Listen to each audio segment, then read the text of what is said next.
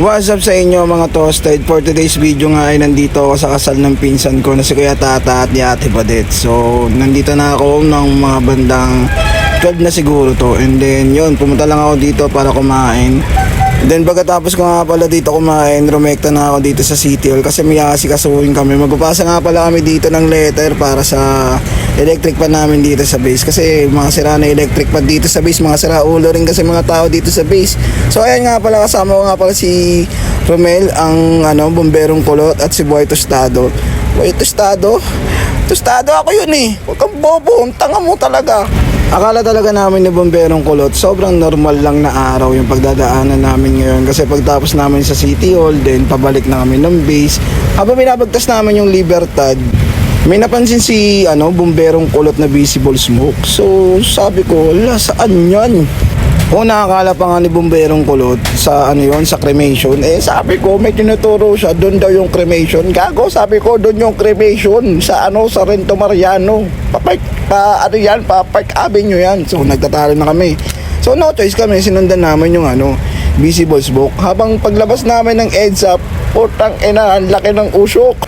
Shoutout nga pala dun sa MMDA na nakausap namin na nagpapasuyo kami na baka pwede kami makidaan kasi nga emergency na, pero hindi naman kami naka-PPE nun, pero nagpakilala naman kami ng mga bumbero. Tapos alam niyo ba yung sagot niya sa amin? Bakit namin kayo assist? Kung ma-aksidente kayo dyan, masagasaan kayo. Sabi ko naman, kaya nga kami nagpa-assist sa inyo kasi MMDA kayo, sa traffic kayo, kaya kami nagpapa-assist, di ba? Makikisuyo lang, emergency lang, baka hindi pa nare-report, o di ba? Emergency, nakain kayo, nakikisuyo yung bombero sa inyo. Ay nako.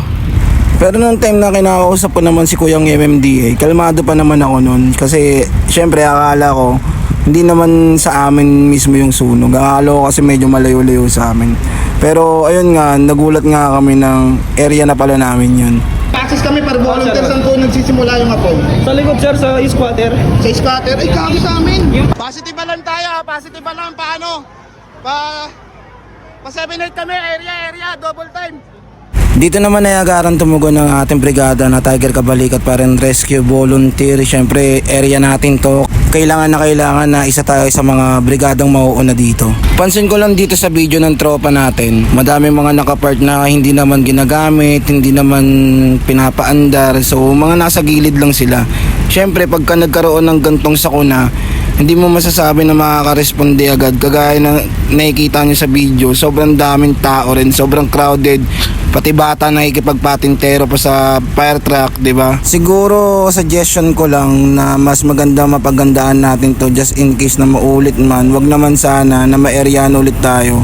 Mas maganda na mapag-usapan to ng mga kalapit na barangay para alam natin kung ano ba yung haharangan ng mga daanan para mas makadaan ng maayos sa mga responder natin. Dito naman ay makikita nyo ako na pabalik-balik sa loob dahil may pinapadampot sa akin si Hepe na 4-1 natin or personnel na agarang pumasok. Sa mga gantong senaryo kasi, mahirap yung agarang pagpasok lalong-lalo na kapag hindi mo pa kontrolado ang mga tao. Syempre dahil sa nasusunugan sila at yung iba gustong tumulong, hindi mo mapipigilan yung adrenaline at galit nila. Mas okay na i-safety pa din natin yung mga sarili natin bilang tayo ang mga responder. Kailangan tayo ang rumiresponde, hindi tayo ang ire-responde. Para naman sa mga tao naghahangad at tumulong, maging mahinahon po tayo at wag po tayo makipag-unahan pa sa mga responder.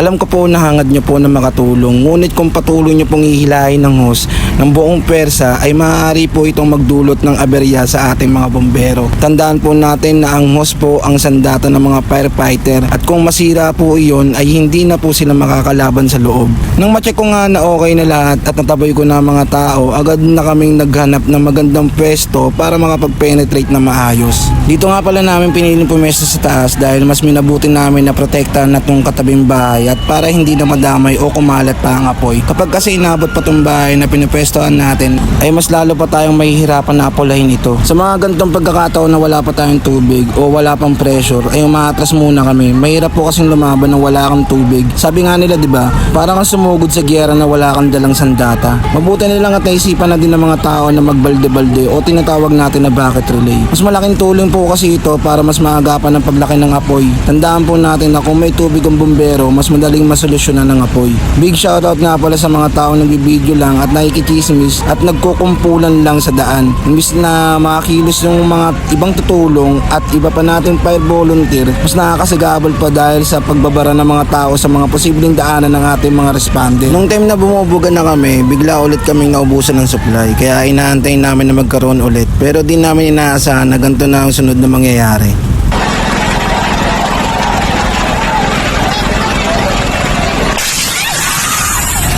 Boom! Gapang matatag!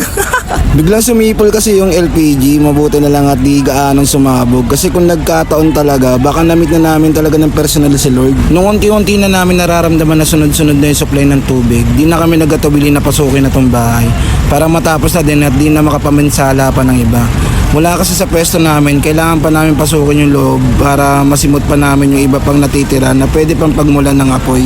Sobrang salamat nga pala sa mga taong sumusuporta sa amin para abutan kami ng tubig dun sa taas. Kasi sobrang laking tulong na yun para sa amin. Kasi nakakaramdam din kami ng pagod pero dahil sa sobrang suporta ng mga bumabato sa amin ng tubig para makainom ng paunti-unti, nagkakaroon kami ng lakas. Kaya salud sa mga taong bahay na tumulong sa amin.